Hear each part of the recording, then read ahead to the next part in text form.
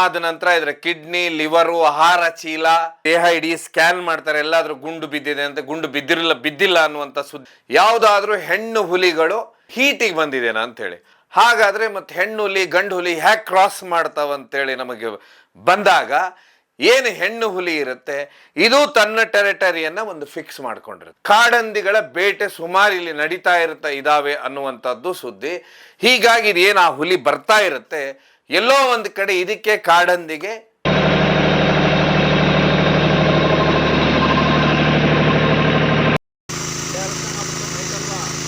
ಯಾವಾಗ ಆ ಜಾಗ ಬಿಟ್ಟು ಹೊರಗೆ ಬರುತ್ತೆ ಆಗ ಅದು ಅತಂತ್ರವಾಗತ್ತೆ. ಅದಕ್ಕೆ ತನ್ನ ಸ್ವಂತ ಸೂರು ಇರುವುದಿಲ್ಲ. ಆಗ್ಲೇ ಅದು ಊರೊಳಗೆ ಎಂಟ್ರಿ ಇಡುತ್ತೆ. ಹಿಂದೆ ಯುರಿನ್ ಪಾಸ್ ಮಾಡುತ್ತೆ, ಅದರೊಟ್ಟಿಗೆ ಒಂದು ಸೇಂಟನ್ನ ಸ್ಪ್ರೇ ಮಾಡುತ್ತೆ. ಅದೇನು ಮಾಡುತ್ತೆ, ಪ್ರತಿ ಮರ ಗಿಡ ಗುರುತಿಗೆ ಹಾಕೊಂಡು ಹೋಗುತ್ತೆ. ಹುಲಿ ಒಂದು ಒಳಗೆ ಒಬ್ಬಂಟಿಯಾಗಿರುತ್ತೆ. ಹಲ್ಲು ಚೆಕ್ ಮಾಡಿದ ಕೂಡಲೇ ಒಂದು ಹಲ್ಲು ಮಿಸ್ಸಿಂಗ್ ಇರುತ್ತೆ. ಯಾವ್ದಿದು ಹಲ್ಲು? ಈ ಹಲ್ಲಿಗೆ ಇಷ್ಟು ಬೆಲೆ ಇದೆನಾ? ಯಾಕೆ ಹಲ್ಲಿನ ಬಗ್ಗೆ ಇಷ್ಟು ತಲೆ ಕೆಡಿಸ್ಕೊಂಡಿದ್ದಾರೆ ಅಂತ ಹೇಳಿದ್ರೆ, ಇದು ಹಲ್ಲು ಮಾಮೂಲಿ ಹಲ್ಲಲ್ಲ, ಹುಲಿಯ ಹಲ್ಲು. ಅಥವಾ ಹುಲಿಯನ್ನ ಒಂದು ಜಾಗದಿಂದ ಇನ್ನೊಂದು ಜಾಗಕ್ಕೆ ಕಳಿಸಿದಾಗ ಈ ರೀತಿ ಎಲ್ಲ ಸಮಸ್ಯೆಗಳಾಗ್ತಾವನ್ನುವಂಥದ್ದೇ ಇಲ್ಲಿ ಬರುವಂಥ ಪ್ರಶ್ನೆ. ಯಾಕಂತ ಹೇಳಿದ್ರೆ ಎಕ್ಸ್ಪರ್ಟ್ಸ್ ಹೇಳೋ ಪ್ರಕಾರ ಹುಲಿಯ ಜಾಗವನ್ನು ಬದಲಾವಣೆ ಮಾಡಬಾರದು. ಸ್ನೇಹಿತರೊಟ್ಟಿಗೆ ಸೇರ್ತೇನೆ ಅಂದರೆ ಅದು ನಂದು ಒಂದು ಜೀವನ. ನಾನು ಮನೆಗೆ ಹೋದ ನಂತರ ನಾನು ಒಬ್ಬರು ಇರ್ತೇನೆಂದರೆ ಅದು ನನ್ನ ವೈಯಕ್ತಿಕ ಬದುಕು ಅನ್ನುವಂಥದ್ದು. ಹೇಗೆ ಮನುಷ್ಯರಲ್ಲಿ ಬದುಕಿನಲ್ಲಿ ವ್ಯತ್ಯಾಸಗಳಿರ್ತವೆ, ಅದೇ ರೀತಿ ಹುಲಿಯ ಜೀವನದಲ್ಲೂ ತನ್ನದೇ ಆದ ಬದುಕಿದೆ. ಅದಕ್ಕೆ ವೈಯಕ್ತಿಕ ಜೀವನನೇ ಬೇರೆ, ಪ್ರಾಣಿಗಳನ್ನು ಬೇಟೆ ಆಡುವಂಥ ಸಮಯದಲ್ಲಿ ಜೀವನ ನಡೆಸುವಂಥ ಜೀವನವೇ ಬೇರೆ ಅಂತ ಹೇಳ್ತಾರೆ. ಹಾಗಾದ್ರೆ ಈ ಘಟನೆ ಎಲ್ಲಿ ಅಂತ ಹೇಳಿದ್ರೆ, ಇದು ಹಳೆಬೀಡಿನ ಅಡಗೂರು ಅಂತ ಹೇಳಿ ಏನು ಊರಿದೆ, ಅಡಗೂರು ಹತ್ರ ಈ ಅರಣ್ಯದಲ್ಲಿರುವಂತ ಕೆರೆ. ಈ ಕೆರೆಯಲ್ಲಿ ರವಿವಾರ ಒಂದು ಹುಲಿಯ ದೇಹ ಪತ್ತೆ ಆಗುತ್ತೆ ಅಂತ ಹೇಳಿದ್ರೆ, ಹುಲಿ ನೀರಲ್ಲಿ ಬಿದ್ದಿರುತ್ತೆ. ಅದಾಗ್ಲೇನೆ ಅದು 70ರಷ್ಟು ಆ ಹುಲಿಯ ದೇಹ ಕೊಳತು ಹೋಗಿರುತ್ತೆ. ಇಲಾಖೆಗೆ ಗೊತ್ತಾಗುತ್ತೆ. ಅಲ್ಲಿಗೆ ಆ ಜಾಗಕ್ಕೆ ಹೋದಾದ ನಂತರ ಹುಲಿಯನ್ನ ನೋಡ್ತಾರೆ. ಹುಲಿ ನೀರಲ್ಲಿ ಬಿದ್ದಿರುತ್ತೆ. ಅದಾಗ್ಲೇ ಹುಲಿಯ ಮುಖ ಅರ್ಧ ಹೊರಟು ಹೋಗ್ಬಿಟ್ಟಿರುತ್ತೆ, ಅಂದ್ರೆ ಕೊಳತು ಹೋಗ್ಬಿಟ್ಟಿರುತ್ತೆ. ಬರೀ ಬೆನ್ನು ಮತ್ತೆ ಇವೆಲ್ಲ ಉಳಿದಿರ್ತವೆ. ಯಾವುದು ಇದು ಹುಲಿ ಅಂತ ಹೇಳಿ ಏನ್ ಮಾಡ್ತಾರೆ, ಆ ಹುಲಿಯನ್ನ ನೀರಿನಿಂದ ಎತ್ತಿ ಇಡ್ತಾರೆ. ಯಾಕಂದ್ರೆ ಅದೊಂದು ಮೇಲಿಂತ್ರ ನೀರು ಹರಿಯುವಂತದ್ದು ಒಂದು ಚಿಕ್ಕ ಕೆರೆ ಅಂತ ಜಾಗ ಮಾಡ್ತಾರೆ. ಪೋಸ್ಟ್ ಮಾರ್ಟಮ್ ಮಾಡ್ತಾರೆ. ಆಗ ನಿಮ್ಗೆಲ್ಲ ಗೊತ್ತು ಏನ್ ಮಾಡ್ತಾರೆ ಅಂದ್ರೆ, ಡಾಕ್ಟರ್ಸ್ ಅದರ ಫಸ್ಟಿಗೆ ಆಹಾರದ ಚೀಲವನ್ನ ತೆಗಿತಾರೆ. ಅದಾದ ನಂತರ ಕಿಡ್ನಿಯನ್ನು ತೆಗಿತಾರೆ, ಲಿವರ್ ತೆಗಿತಾರೆ.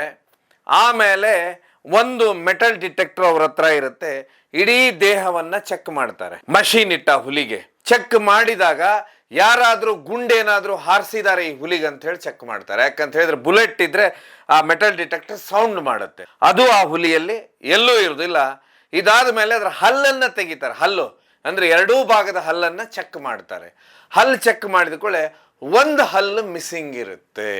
ಆ ಹಲ್ಲನ್ನೇ ಅಲ್ಲಿ ಹುಡುಕ್ತಾ ಇದ್ದಾರೆ. ಹಾಗಾದ್ರೆ ಇದು ಯಾವ ಹುಲಿ ಅಂತ ನೋಡ್ತಾ ಹೋದ್ರೆ, ಇದು ಸುಮಾರು ಕಳೆದ ವರ್ಷ ಏನು ಒಂದು ಹುಲಿ ಈ ನಾಗರಹೊಳೆ ಮತ್ತೆ ಬಂಡೀಪುರದ ಭಾಗದಲ್ಲಿ ಇತ್ತು. ಈ ಹುಲಿ ಏನಂತ ಹೇಳಿದ್ರೆ ಪದೇ ಪದೇ ಊರಿಗೆ ನುಗ್ತಾ ಇತ್ತು. ಊರಿಗೆ ನುಗ್ತಾ ಇರುವಂತ ಹುಲಿಯನ್ನ ಹುಲಿ ಕಾರ್ಯಾಚರಣೆ ಮಾಡಿ ಇದನ್ನೇನ್ ಮಾಡ್ತಾರೆ ಅಂದ್ರೆ, ಇದಕ್ಕೆ ರೇಡಿಯೋ ಕಾಲರ್ ಅಳವಡಿಸಿ ಇದನ್ನ ಮುತ್ತೋಡಿ ಫಾರೆಸ್ಟ್ ಬಿಡ್ತಾರೆ. ಮುತ್ತೋಡಿ ಫಾರೆಸ್ಟ್ ಅಲ್ಲಿ ಬಿಟ್ಟಾಗ ಸಮಸ್ಯೆ ಏನಾಗ್ತವೆ ಹುಲಿಗಂತ ಇದ್ರ ಬಗ್ಗೆ ನಾವು ಚಿಂತೆ ಮಾಡಬೇಕಾಗತ್ತೆ.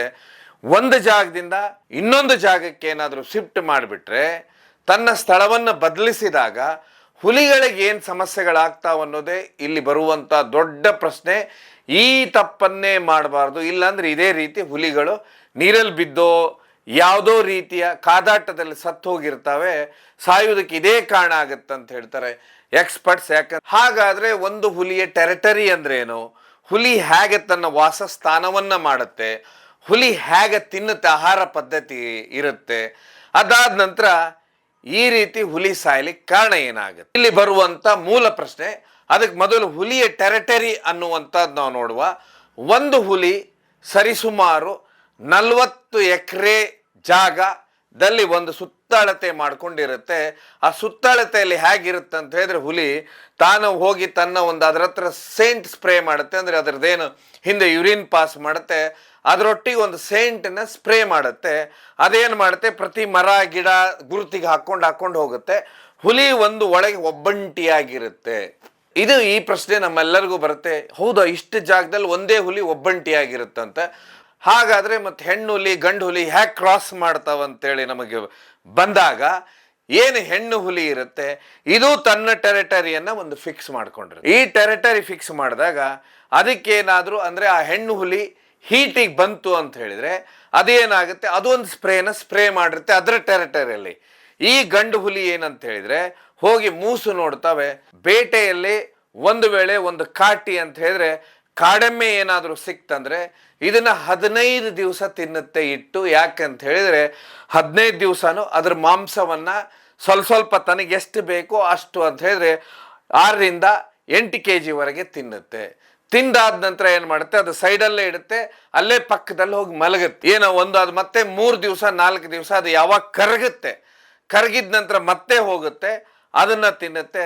ಅದರಲ್ಲಿರುವಂಥ ಕರಳು ಅಥವಾ ವೇಸ್ಟ್ ಪಾರ್ಟ್ ಏನಿರುತ್ತೆ ಅದನ್ನ ಯಾವುದೂ ತಿನ್ನುವುದಿಲ್ಲ. ಯಾಕಂತ ಹೇಳಿದ್ರೆ ಅದನ್ನ ತಿನ್ನುವಂಥದ್ದು ಚಿರತೆಗಳೇನು ಮಾಡ್ತಾವ ಅಂದ್ರೆ ಇಡೀ ಒಂದು ಮಾಂಸ ಅಂದ್ರೆ ಕರಳು ಗಿರಳು ಎಲ್ಲ ಅದನ್ನ ಹೋಗಿ ಎಲ್ಲೋ ಮರದ ಮೇಲೆ ಇಟ್ಟು ತಿಂತಾ ಇರುತ್ತೆ. ಆದ್ರೆ ಹುಲಿ ಆ ರೀತಿ ಇಲ್ಲ.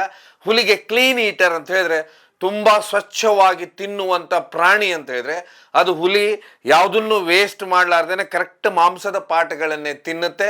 ತಿಂದಾದ ನಂತರ ಉಳಿದನ್ನ ಸೈಡಲ್ಲಿ ಇಟ್ಟು. ಇದೇ ರೀತಿ ಒಂದು ಕಾಡೆಮ್ಮೆ ಸಿಕ್ತಂದ್ರೆ ಕನಿಷ್ಠ 15 ದಿವಸ ಇಟ್ಟು ತಿನ್ನುತ್ತೆ.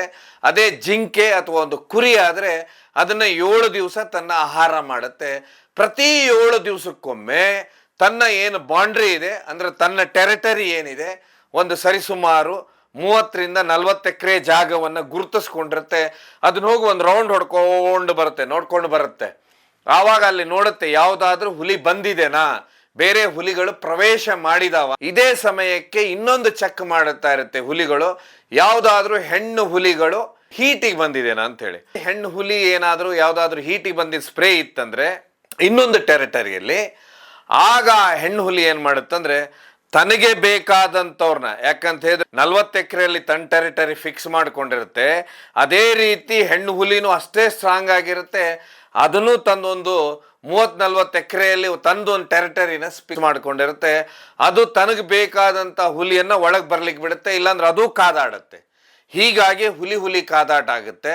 ಇಲ್ಲ ಇನ್ನೊಂದು ಹುಲಿ ಏನಾದರೂ ಅಲ್ಲಿ ಇತ್ತಂದ್ರೆ ಆ ಹೆಣ್ಣು ಹುಲಿ ಕಾಂಪಿಟೇಟ್ ಮಾಡ್ತಾ ಅಂದ್ರೆ ಹೆಣ್ಣು ಹುಲಿಗೆ ಹೋಗ್ಬೇಕಂತ ಬಯಸ್ತಾ ಇದ್ರೆ ಆಗ ಇವೆರಡು ಗಂಡು ಹುಲಿ ಹೊಡೆದಾಡ್ಕೊಳ್ಳುತ್ತೆ.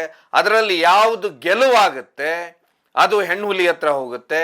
ಇಲ್ಲ ಅಂದ್ರೆ ಅದು ಯಾವುದು ಸೋಲಾಗುತ್ತೆ, ಒಂದು ಅದು ವೀಕ್ ಇದ್ರೆ ಅಲ್ಲೇ ಅಂದ್ರೆ ಗಾಯಾಳವಾಗಿ ಮುಂದೆ ಬಂದು ಸಾಯ್ಲಿಕ್ಕೂ ಚಾನ್ಸಸ್ ಇರುತ್ತೆ. ಇಲ್ಲ ತನ್ನ ಜಾಗವನ್ನ ಬಿಟ್ಟು ಬೇರೆ ಕಡೆ ಹೋಗ್ಲಿಕ್ಕೂ ಅದಾದ್ಮೇಲೆ ಏನಿ ಒಂದು ಈ ರೀತಿ ಹುಲಿ ತನ್ನ ಜೀವನವನ್ನ ನಡೆಸ್ತಾ ಇರುತ್ತೆ. ಆದ್ರೆ ಹುಲಿಗೆ ಕಾಲಕ್ರಮೇಣ ಅಂತ ಹೇಳಿದ್ರೆ 12ರಿಂದ 13-14 ವರ್ಷ ಆಗ್ತಾ ಅದ್ರ ಹತ್ರ ಹಲ್ಲುಗಳು ಕೆಲವೊಮ್ಮೆ ಹಲ್ಲು ವೀಕ್ ಆಗ್ತಾ ಹೋಗುತ್ತೆ.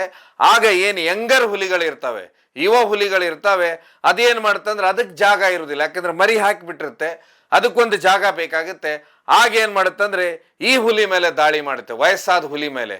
ಆ ಹುಲಿ ಸ್ಟ್ರಾಂಗ್ ಆಗಿತ್ತಂತ ಹೇಳಿದ್ರೆ ಅದೇನಾಗುತ್ತೆ ಅಂತ ಹೇಳಿ ಈ ಹುಲಿ ಅಲ್ಲಿಂದ ಜಾಗ ಖಾಲಿ ಮಾಡಿ ಬೇರೆ ಕಡೆ ಅಲಿಲಿಕ್ಕೆ ಶುರು ಮಾಡುತ್ತೆ. ಯಾಕಂತ ಹೇಳಿದ್ರೆ ಅದ್ರ ಏಟು ತಿಂದಿದ್ರೊಟ್ಟಿ ಹೊಡೆದಾಡಿದಕ್ಕೆ ಕಷ್ಟ ಆಗಿಬಿಟ್ಟು ಯಾವಾಗ ಆ ಜಾಗ ಬಿಟ್ಟು ಹೊರಗೆ ಬರುತ್ತೆ ಆಗ ಅದು ಅತಂತ್ರವಾಗುತ್ತೆ.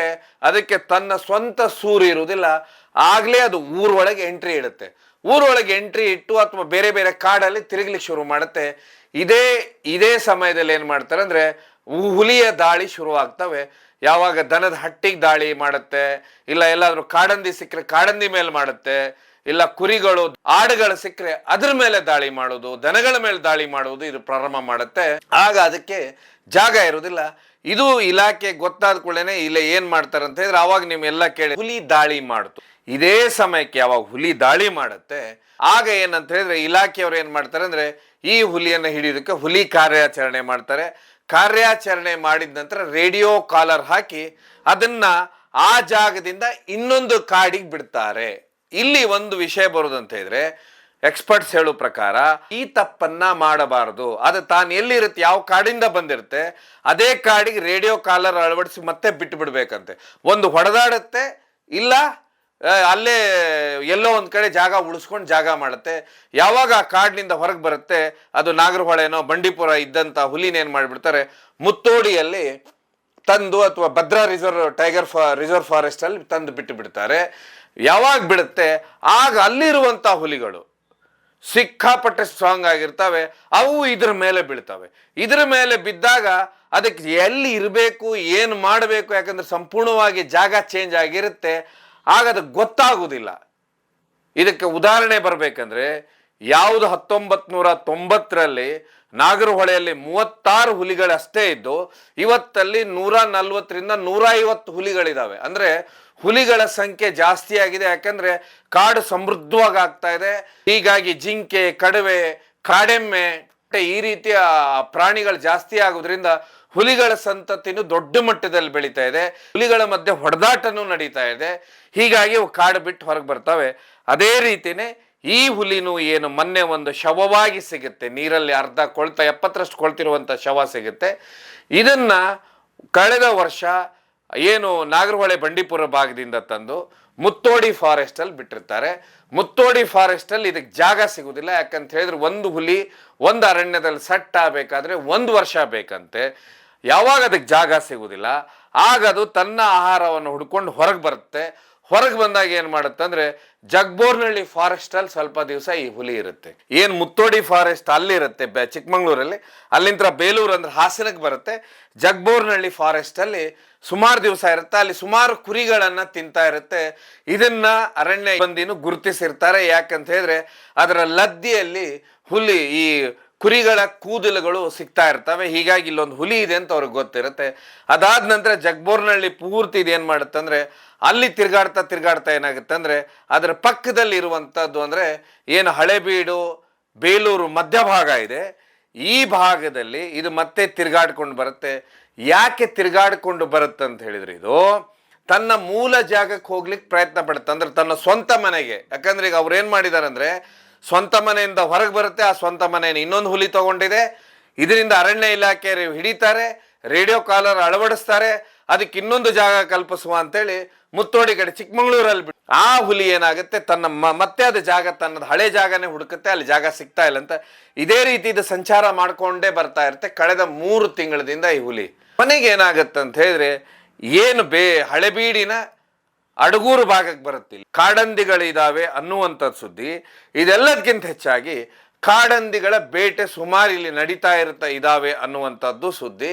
ಹೀಗಾಗಿ ಇದೇನು ಆ ಹುಲಿ ಬರ್ತಾ ಇರುತ್ತೆ, ಎಲ್ಲೋ ಒಂದು ಕಡೆ ಇದಕ್ಕೆ ಕಾಡಂದಿಗೆ ದೊಡ್ಡ ಮಟ್ಟದ ಫೈಟಿಂಗ್ ಆಗಿರ್ಬೋದು ಅಂತಾರೆ, ಕಾದಾಟವಾಗಿರ್ಬೋದು. ಯಾಕಂದ್ರೆ ಕಾಡಂದಿಗಳು ತುಂಬಾ ಸ್ಟ್ರಾಂಗ್ ಇರ್ತವೆ, ದೈತ್ಯವಾದ ಕಾಡಂದಿಗಳೇನಿರ್ತವೆ ಅದ್ರ ಕೋರೆಯಿಂದ ಅಂದ್ರೆ ಅದ್ರದ್ದೇನಿದೆ ಅದರಿಂದ ಹೊಡಿತಂತ ಹೇಳಿದ್ರೆ ಹುಲಿಗೆ ಏಟು ಬೀಳುವಂತ ಚಾನ್ಸು ಇರುತ್ತೆ. ಹೀಗಾಗಿ ಅದ್ರ ಹಲ್ಲು ಹೋಗ್ಲಿಕ್ಕೆ ಚಾನ್ಸ್ ಇರುತ್ತೆ. ಯಾಕಂತ ಹೇಳಿದ್ರೆ ಇಲ್ಲಿ ಹಲ್ಲು ಯಾಕೆ ಹುಡುಕ್ತಾ ಇದಾರೆ ಅನ್ನುವಂಥ ಪ್ರಶ್ನೆ ಬಂದಾಗ ಹಲ್ಲನ್ನ ಯಾರಾದ್ರೂ ಕದ್ರ ಅನ್ನೋದು, ಯಾಕಂದ್ರೆ ಹಲ್ಲಿಗೆ ತುಂಬಾ ಡಿಮಾಂಡ್ ಇರೋದ್ರಿಂದ ಹುಲಿಯ ಹಲ್ಲನ್ನ ಕದಿಯುವಂಥವ್ರು ಸಿಕ್ಕಾಪಟ್ಟೆ ಜನ ಇದ್ದಾರೆ.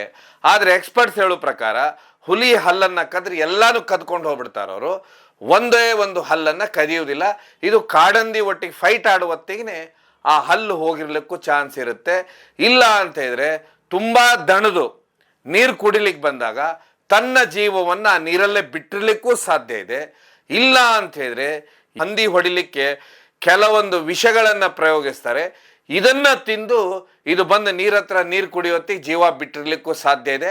ಇಲ್ಲ ಒಂದು ವೇಳೆ ಇದರ ಜಾಗ ಬದಲಾವಣೆ ಆಗಿದ್ರಿಂದ ಇದಕ್ಕೆ ಸರಿಯಾಗಿ ಆಹಾರ ಸಿಗುವುದಿಲ್ಲ. ಯಾಕಂತ ಅದ್ರ ಟೆರಿಟರಿ ಅನ್ನೋದು ಬಿಟ್ಟು ಕೂಡ್ಲೇನೆ ಅದಕ್ಕೆ ಭಯ ಶುರುವಾಗ್ಬಿಡುತ್ತೆ, ಯಾರಾದ್ರೂ ಎಲ್ಲಿ ಅಟ್ಯಾಕ್ ಮಾಡ್ತಾರ ಏನಂತ. ಅದ್ರ ಟೆರಿಟರಿ ಎಲ್ಲದು ಹುಲಿಯಾಗಿರುತ್ತೆ, ಆಹಾರ ಹುಡುಕುವತ್ತಿಗೆ ನೀರಲ್ಲಿ ಬಂದು ಬಿದ್ದಾಯ್ತು ಅನ್ನುವಂಥದ್ದು ಈಗ ಹುಲಿ. ಹೀಗಾಗಿ ಅದರದ್ದು ಒಂದು ಏನು ಅದಾದ ನಂತರ ಏನು ಮಾಡ್ತಾರೆ ಅಂದ್ರೆ ಇಲಾಖೆಗೆ ಯಾವತ್ತು ಇದ್ರ ದೇಹ ಸಿಗುತ್ತೆ ಇದ್ರ ಪೋಸ್ಟ್ ಮಾರ್ಟಮ್ ಮಾಡ್ತಾರೆ. PM ಆದ ನಂತರ ಇದರ ಕಿಡ್ನಿ, ಲಿವರು, ಆಹಾರ ಚೀಲ, ಆಮೇಲೆ ಬೇರೆ ದೇಹ ಇಡೀ ಸ್ಕ್ಯಾನ್ ಮಾಡ್ತಾರೆ, ಎಲ್ಲಾದ್ರೂ ಗುಂಡು ಬಿದ್ದಿದೆ ಅಂತ. ಗುಂಡು ಬಿದ್ದಿಲ್ಲ ಅನ್ನುವಂಥ ಸುದ್ದಿ ಬಂದಿದೆ. ಇದಾದ್ಮೇಲೆ ಇದನ್ನೆಲ್ಲ FS ಅಲ್ಲಿ ಕಳಿಸಿದ್ದಾರೆ.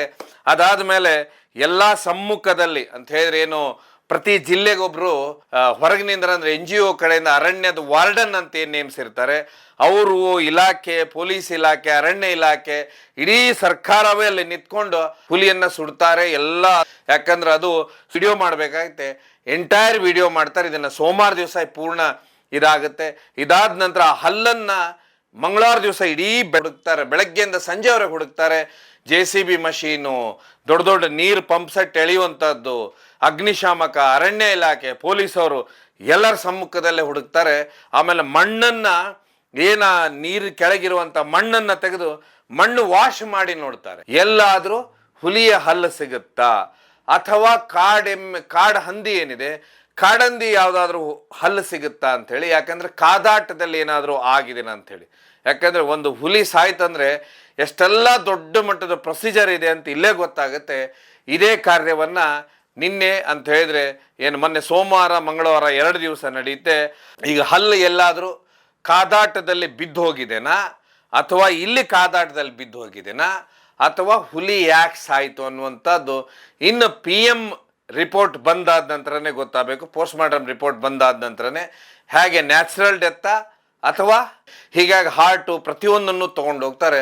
ಸೊ ಹೀಗಾಗಿ ಒಂದು ಹುಲಿ ಅಂದ ಕೂಡಲೇ ಇಲ್ಲಿ ವಿಶೇಷವಾಗಿ ಬರುವಂತಂದ್ರೆ ಪೋಸ್ಟ್ ಮಾರ್ಟಮ್ ರಿಪೋರ್ಟ್ ಇರ್ಬೋದು, ಅದೆಲ್ಲದಕ್ಕಿಂತ ಹೆಚ್ಚಾಗಿ ಅದನ್ನ ಸತ್ತ ನಂತರ ಎಲ್ಲ ಸುಟ್ಟಾಕುದಿರ್ಬೋದು, ಅದಕ್ಕೆಲ್ಲ ಇಲಾಖೆಗಳು ಬರುವಂಥದ್ದಿರ್ಬೋದು. ಇದೆಲ್ಲದಕ್ಕಿಂತ ಹೆಚ್ಚಾಗಿ ಒಂದೇ ಒಂದು ಹಲ್ಲು ಮಿಸ್ ಆಗಿಬಿಡ್ತಂದ್ರೆ ಅದು ಎಷ್ಟು ತಲ್ಲವಾಗುತ್ತೆ ಅನ್ನೋದಕ್ಕೆ ಇದೇ ಕಾರಣ ಆಗುತ್ತೆ. ಈಗ ಅದ್ರ ಬಗ್ಗೆ ಮತ್ತೆ ಇನ್ನೂ ತನಿಖೆ ಮಾಡಬೇಕಾಗತ್ತೆ.